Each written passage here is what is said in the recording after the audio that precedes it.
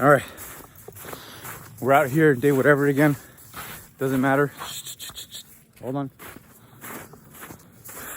Man, this book, Breath, by James Nestor. Again, I'll do a full review on it in the coming weeks. Hopefully, I'm gonna try to get it done by the end of this month. I'm slowly reading through it. He makes it seem like breathing is a kind of superpower. If you learn how to breathe properly, 3-second inhale, 3-second exhale, all of your health problems will be fixed. Again, I'll do a full review in the coming video, but just a really cool book. And again, it's something you can practice, something you can apply. There's so many books out there that have so much information, but sometimes we don't know how to apply it. Like, you can read all the self-improvement, self-help, yada, yada, yada, yada, yada. But at the end of the day, does it help you out? Does it make you, does it change something? And if it doesn't change anything, it's just information. But if it does get you to do something a little bit differently, if it does get you to change something, then now you're putting it into action. Now you're trying to test it out, whether or not this works. And sometimes it may not work. But one of the things that I noticed about this book, the breathing does work.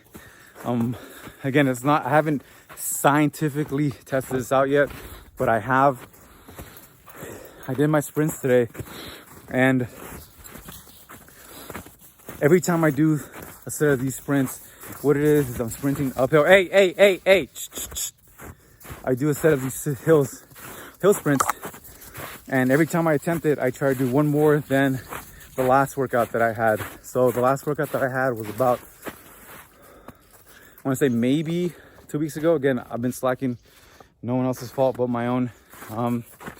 And I did 12. Today I did 11. Granted, it wasn't one more than what I wished to accomplish, but I did them from a longer part on the bottom of the hill. So maybe if I tally out, it does come out itself. Either way, it doesn't matter. But I noticed that just trying to keep that 3-second inhale, 3-second exhale out, even though it was hard and felt like I was gonna pass out, I didn't feel as bad as I thought I was gonna feel. Because usually these sprints leave me winded. They kick my fucking ass. Not that they didn't today, but it was ass kicking that was manageable. I mean, I'm out here doing another hike, a little jog with these dogs, making sure they get some extra exercise out in the snow. See there, that's Finn, Calvin. And it felt good. So again, I'm gonna keep applying this, keep trying to improve my lung capacity, improve my breathing, improve my, let's go. Oh my God. I think this is shit number, what is this, 4, 5, Calvin? Something like that.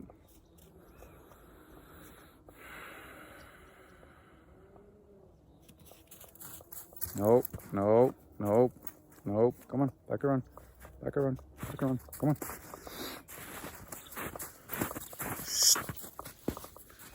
There you go. So again, just information that's helpful. Another thing that's been on my mind lately is there's this book, I don't know the author's name, but it's called Moonwalking with Einstein. And one of the things that he talks about is the ability to memorize, because he goes through these memory championships. I read this a really long time ago. He goes through these memory championships, and I think they memorize a deck of cards in whatever particular order, and they have like maybe a couple minutes to memorize these deck of cards.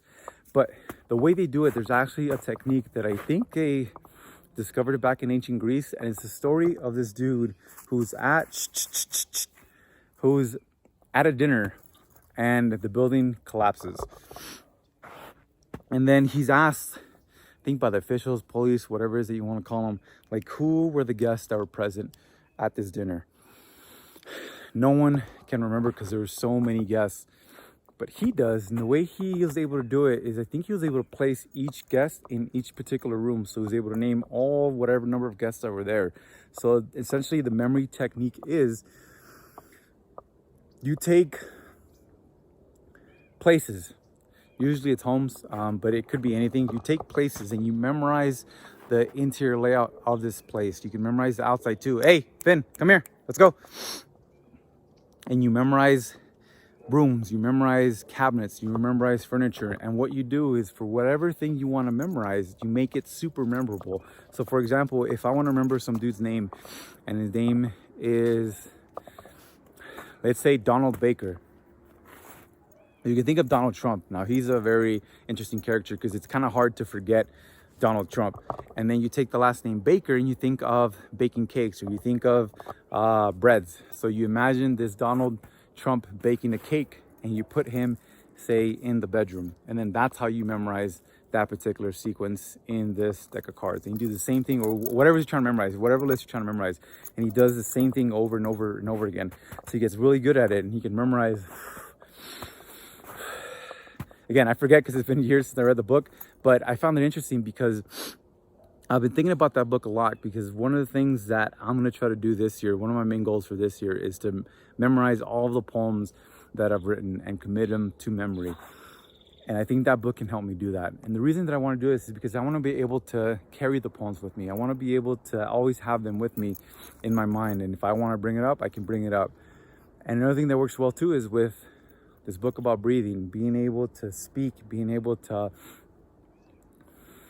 talk, being able to maintain that steady rhythm of breathing, making it into a habit where not only can I have these poems committed to memory, but I can perform them and present them in a way where I'm not out of breath, where I'm not, like I mentioned this in another video, Akala, his breath control is insane. The way he memorizes the lyrics, the way he does these like epic portions of eternity, and he can just rap about it.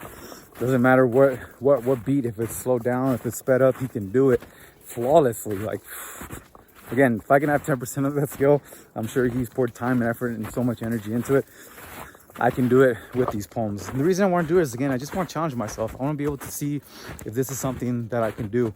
Because people have already laid out the blueprint, right? There's no reason for me to try to figure this shit out from the... Hey, Finn, come here. Come here. Come on. There you go. Good boy. No reason to start this kind of stuff from the ground up. I want to be able to bring that to my poetry. Bring that, not only our poetry, but writing, and see what other things I can do with these skills. Maybe it'll just be a cool little party trick that I can do whenever I'm out, whenever this COVID thing is over. People can go back out to bars and restaurants and hang out in public. Be a cool trick. Maybe it's something that can help me out. Again, you just never know. But I think it'll be an interesting challenge for me. It'll be a challenge to be able to have that kind of breath control, and then just be able to see what my mind is really capable of. To see with practice if I can improve my memory on stuff like this. I'm gonna keep this video short today, simply because I really don't have much to talk about, but I do got a lot of work to go get done today. So again, day whatever, I'll do the book review at the end of this month. Come on, Finn, let's go. Come on. Again, just enjoying nature out here. Look how beautiful this is.